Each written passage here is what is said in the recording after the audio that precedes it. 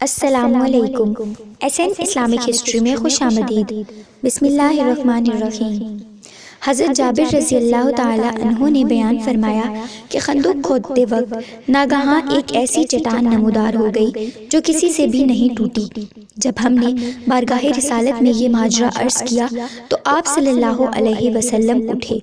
3 دن کا فاقہ تھا اور شکم مبارک پر پتھر باندھا ہوا تھا۔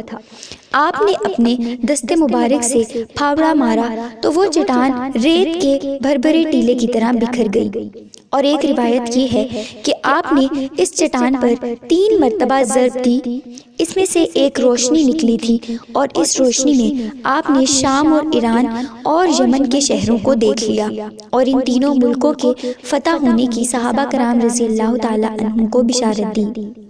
ناظرین، اگر آپ کو ہماری یہ ویڈیو پسند آئی ہو تو ہماری ویڈیو کو لائک کریں اور ہمارے چینل کو سبسکرائب کر دیں۔